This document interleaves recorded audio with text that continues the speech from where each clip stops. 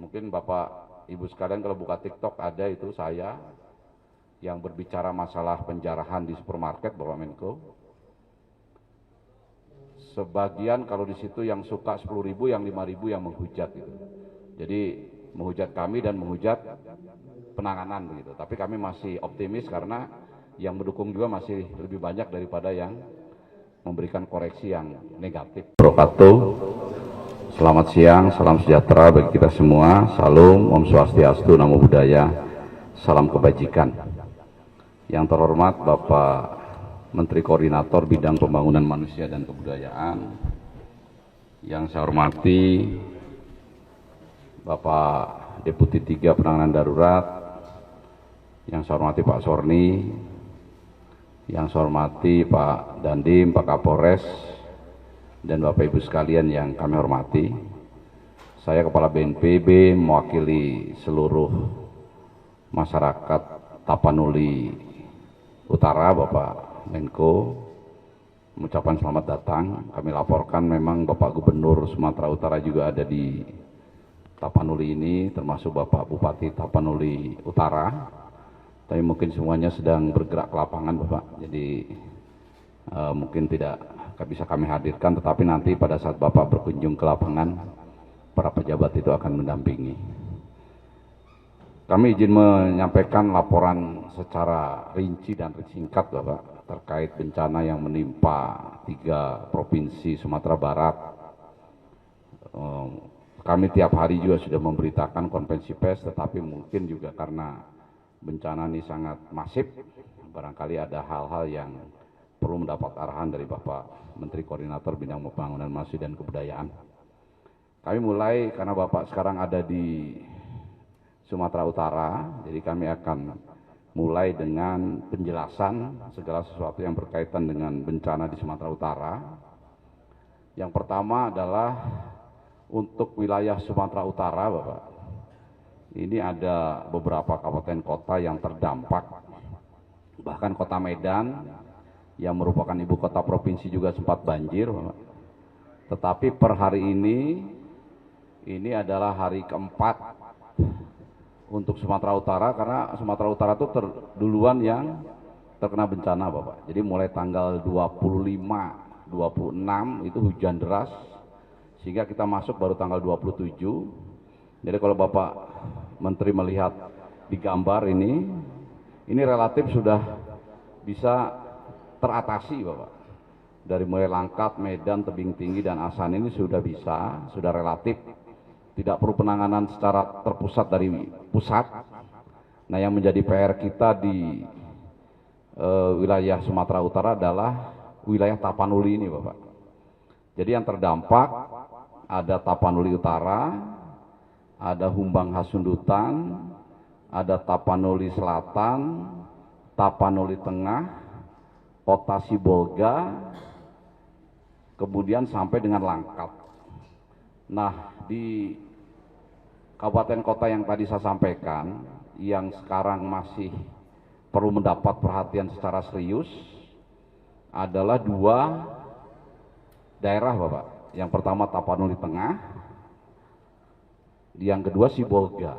Kenapa ini mendapat perhatian penuh? Karena terisolir, Bapak. Jadi Tapanuli Tengah ini hanya bisa dicapai lewat udara, di mana di Tapanuli Tengah itu ada kota Sibolga. Nah, kota Sibolga hanya bisa dicapai lewat darat dari Tapanuli Tengah dan bisa dicapai lewat laut.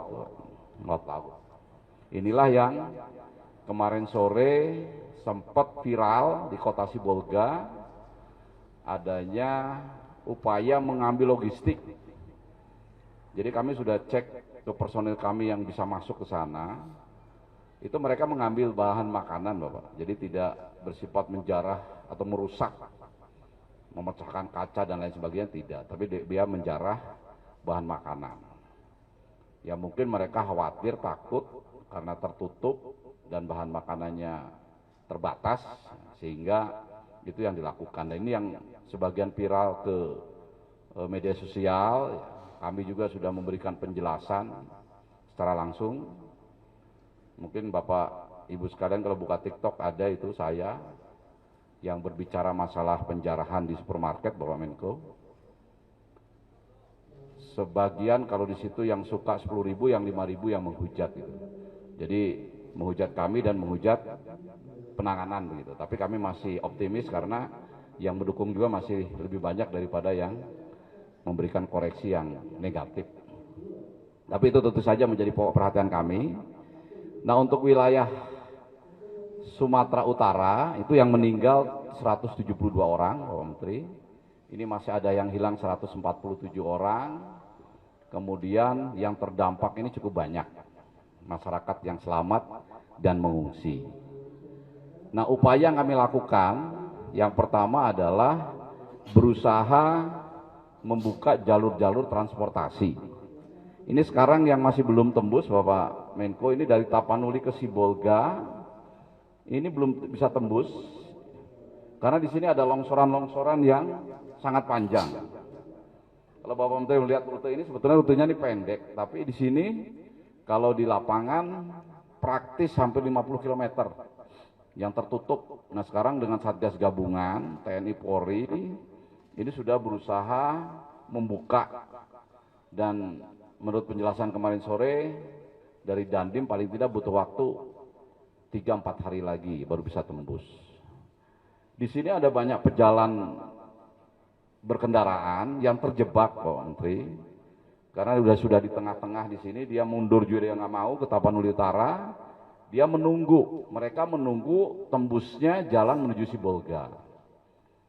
Itu ada beberapa pejalan yang terjebak di situ sudah beberapa hari, tapi kami dropping logistik baik lewat udara maupun lewat darat.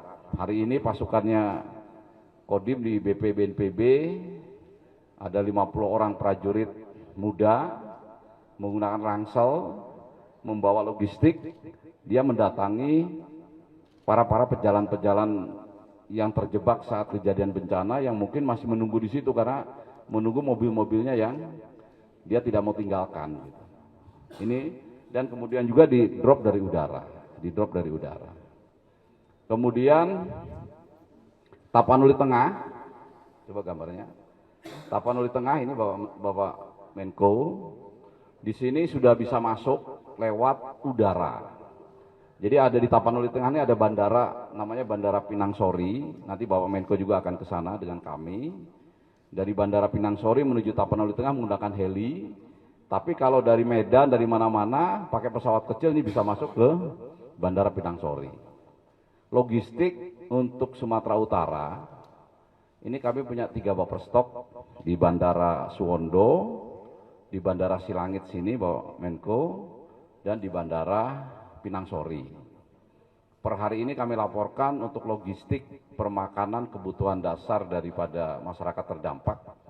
Kalau 1 minggu ke depan kami masih tersedia. Kemudian armadanya juga kami laporkan di sini ada 6 pesawat helikopter dan 1 pesawat Cessna, Bapak. 1 pesawat Cessna. Nah, ini kalau nanti kebutuhannya memang diperlukan kami tambah. Nah, logistik ini sebetulnya secara terbatas sudah masuk, Bapak Menko, sudah masuk, tapi karena penduduk banyak begitu, sehingga ya harus terus menerus. Jadi kami tidak menentukan sortinya, pokoknya kalau memang ada waktu langsung masuk. Sibolga juga hari ini sudah masuk ke sana. Jadi nanti kalau Bapak Menko datang, kita berdialog dengan masyarakat Sibolga, ini kita bisa menjelaskan bahwa pemerintah itu sudah akan memberikan logistik yang memang jumlahnya nggak banyak, tapi akan datang terus menerus. Dan per hari ini juga kami sudah mengerahkan KRI dari Jakarta. Hari ini ya Pak Richard berangkat ya. Ada dua KRI langsung dari Jakarta menuju Sibolga sini. Nah, mudah-mudahan nanti kalau KRI sudah bisa mendarat di sini, ini logistik sudah banyak. Jadi mungkin sekarang masyarakat hanya melihat heli 1 turun 900 kg, kemudian kedua kesannya dengan penduduk yang banyak kok sedikit begitu. Tapi kalau nanti KRI sudah bisa masuk, mudah-mudahan ini sudah bisa lebih kondusif lagi. Kalau hari ini berangkat berarti datang nyampe ke Sibolga besok, Bapak Menko. Nah, makanya hari ini ada 6 heli di sini, Bapak Menko.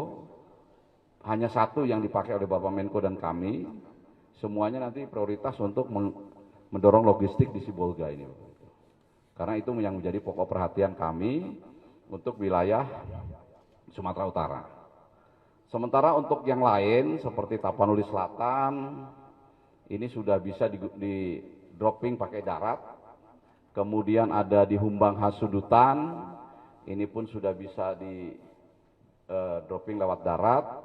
Mandailing Natal juga sudah bisa. Kemudian Langkat juga sudah bisa. Memang sudah kami kumpulkan tadi malam para bupati, mohon bersabar dulu, sampaikan ke masyarakat bahwa Satgas dari nasional ini fokus dulu kepada Tapanuli Tengah dan Sibolga. Karena itu memang terisolir banget, jangan sampai justru isunya itu yang mengemuka di mana-mana seolah-olah kita tidak mampu untuk mengatasi Tapanuli, khususnya Sibolga dan Tapanuli Tengah. Kemudian kami laporkan secara singkat untuk Aceh, Bapak Menko, di Aceh ini sekarang juga kekuatannya sudah lebih banyak, sudah lebih full. Memang yang menonjol di Aceh ini masih banyak sekali jalan-jalan yang masih putus, Bapak Menko. Jadi yang masih belum bisa dilalui ini dari mulai Sumut ke Aceh masih putus, Banda Aceh Luk Sumawe masih putus, kemudian Gayo Luwes juga masih putus sampai Aceh Tenggara, kemudian Aceh Tengah juga masih putus, Bener Meriah masih terisolir, kemudian Subuh Salam juga masih terisolir untuk Aceh. Jumlah korbannya Aceh lebih sedikit daripada Sumatera Utara. Per hari ini tapi baru terdata adalah 54 jiwa, hilang 55 jiwa, terluka 8, yang terdampak lainnya lebih kecil, tapi terkesan karena Aceh ini banyak kabupaten kota yang masih putus, sehingga itu yang memerlukan perhatian secara khusus. Di sana ada Bapak Menteri Dalam Negeri dengan Deputi Adpil, kami juga lengkap di sana ada Deputi Pak Jarwansyah. Hari ini pendistribusian logistik secara darat, secara udara dan laut ini kami masukkan ke tempat-tempat yang terisolir, khususnya Bener Meriah dan Aceh Tamiang. Kemudian untuk sarana komunikasi, Bapak Menko, ini kami untuk Sumatera Utara, daerah-daerah terisolir itu sekarang sudah bisa berkomunikasi. Untuk masyarakat juga sudah bisa secara terbatas menggunakan Starlink. Ini Starlink ini kami akan tambah terus. Kalau personil Satgas, Kodim dan lain sebagainya yang ada di Sibolga, yang ada di Tapanuli Tengah relatif sudah bisa berkomunikasi, Bapak Menko. Tapi untuk masyarakat memang perlu diperbanyak lagi. Nah ini kami juga secara terus menerus ini mendorong internet Starlink itu untuk ke masyarakat. Nanti mungkin Bapak Menko juga pada saat masuk ke Sibolga nanti kita bawa juga beberapa sebagai bantuan Bapak Menko kepada masyarakat. Untuk di Aceh juga sama, Aceh ini sekarang sudah, walaupun jalur daratnya sudah masih putus, tapi jalur komunikasinya sudah terpasang. Gayo Luwes, Aceh Tengah, Bener Meriah, Biren, Lok Sumawe, Aceh Tamiang, Langsa, Aceh Timur, Aceh Utara ini semuanya sudah tersambung, Pak Menko. Nah untuk tingkat yang perlu keseriusan memang kalau di Sumatera Utara adalah 2 kabupaten, 2 daerah, 1 kota Sibolga dan 1 kabupaten Tapanuli Tengah. Kalau di Aceh itu adalah Aceh Tamiang, Bapak Menko, Bener Meriah, kemudian Aceh Tengah. Nah yang mengembirakan sekarang untuk jalur udara itu bisa diakses baik dari Banda Aceh maupun dari Lok Sumawe, Bapak Menko. Jadi Lok Sumawe yang beberapa hari lumpuh, terendam air, sekarang sudah bisa pulih secara terbatas. Kami sudah coba mendaratkan pesawat kargo di sana, membawa mie instan dengan makanan siap saji, Pak Menko. Itu 13 ton sudah masuk di sana. Artinya logistik di Aceh ini secara terbatas terus-menerus kita suplai terus.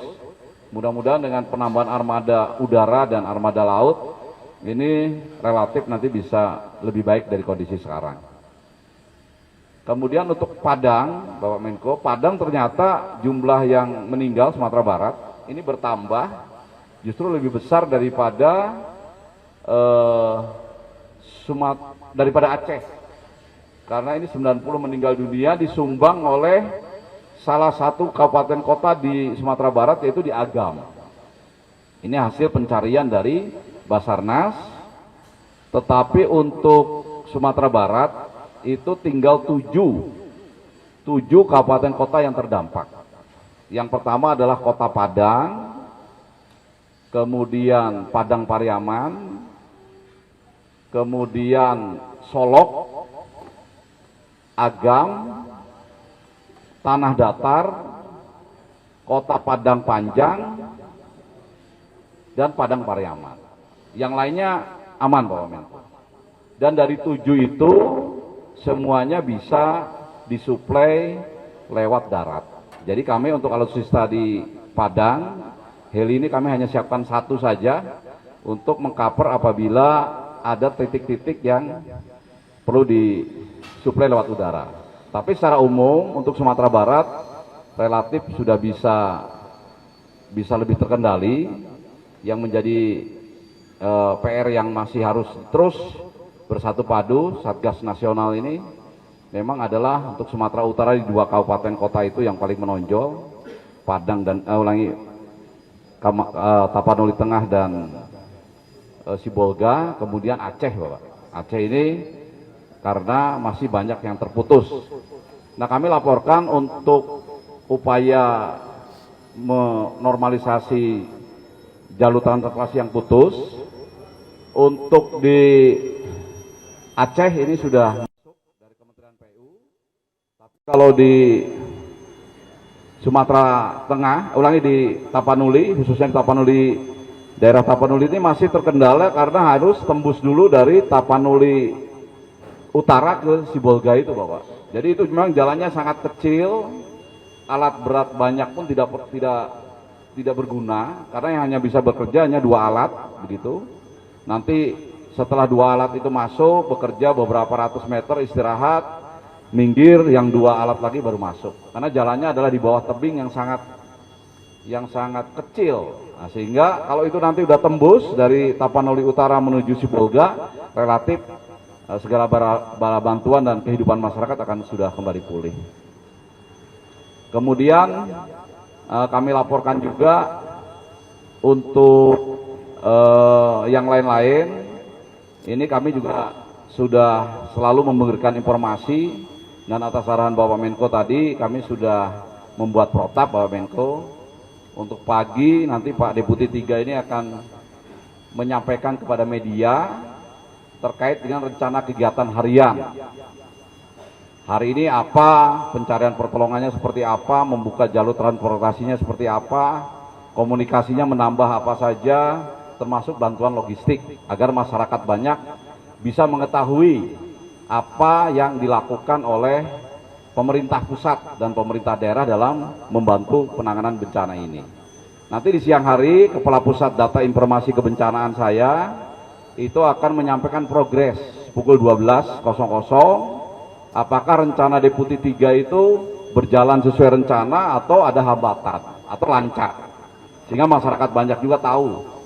Nah, kemudian pukul 19.00 saya juga akan melaksanakan konferensi pers untuk evaluasi maupun untuk melaporkan hal yang dicapai di hari itu. Itu setiap hari sampai kondisi bisa kembali pulih. Nah, selama 3 hari ini kami hanya baru 1 kali, yaitu setiap jam 5 sore. Nah, ini yang akan kami rubah supaya media, masyarakat ini mengetahui segala sesuatu terkait dengan penanggulangan bencana ini mulai pagi, siang, dan malam. Mungkin itu Bapak Menko secara singkat yang kami laporkan, dan sebagai saran, karena kami sudah beberapa hari di sini termasuk di Aceh dan Sumbar, kami mohon yang paling utama dari penanganan bencana ini karena masih banyak putus, mungkin adalah dari Kementerian PU ini lebih masif lagi untuk masuk melaksanakan normalisasi jalan-jalan yang putus, listrik, air, ini juga relatif sudah mulai pulih, tetapi masih banyak yang padam. Kami tahu dari PLN juga sudah menyebar personilnya. Mohon ini lebih cepat lagi, khususnya ke daerah-daerah terisolir bisa segera pulih, karena itu juga sangat dibutuhkan masyarakat. Untuk komunikasi, ini kami memang memperbanyak bantuan-bantuan internet Starlink. Kami juga sudah komunikasi dengan Ibu Menteri Komdigi. Beliau juga sudah menyampaikan berusaha menormalisasi jaluran GSM, baik milik pemerintah maupun swasta. Ini juga kami mohon kalau ada bantuan dari manapun, mungkin dititik beratkan kepada bantuan alat komunikasi yang bersifat portable atau internet Starlink, ini diperbanyak juga, kami akan siap menerima. Dan kemudian bantuan logistik, Bapak Menko kami laporkan bantuan logistik ini kami sudah punya sistem banlog. Yang pertama untuk tingkat nasional ada di Bandara Halim, silahkan dari komponen bangsa yang lain, tadi juga seperti contoh Menteri Transmigrasi juga menghubungi kami, akan memberikan bantuan, kami arahkan karena beliaunya ada di Kuala Namu, bisa saja bantuan itu lewat Bandara Kuala Namu, itu sudah ada personil kami yang standby di sana. Kemudian juga ada yang di Bandara Suwondo, itu milik TNI AU. Kenapa? Karena Bandara Kuala Namu ini agak jauh dari kota Medan. Nah, jadi terserah kalau mau masuk ke Bandara Kuala Namu juga diterima, ke Bandara Suwondo juga bisa diterima. Kemudian untuk di Tapanuli ada 2 titik, yaitu di Bandara Silangit di sini. Ini kami punya gudang logistik, punya tempat penampungan, nanti Bapak Menko bisa melihat per hari ini seperti apa logistik yang dikumpulkan. Kemudian di Bandara Pinang Sori di Tapanuli Tengah, itu pun ada secara terbatas logistik-logistik yang nanti segera didorong ke masyarakat terdampak. Kemudian untuk wilayah Aceh, itu ada di Bandara Sultan Iskandar Muda, Bapak Menko. Di sana sudah ada petugas gudang, bahkan perwira tinggi TNI yang mengkoordinir.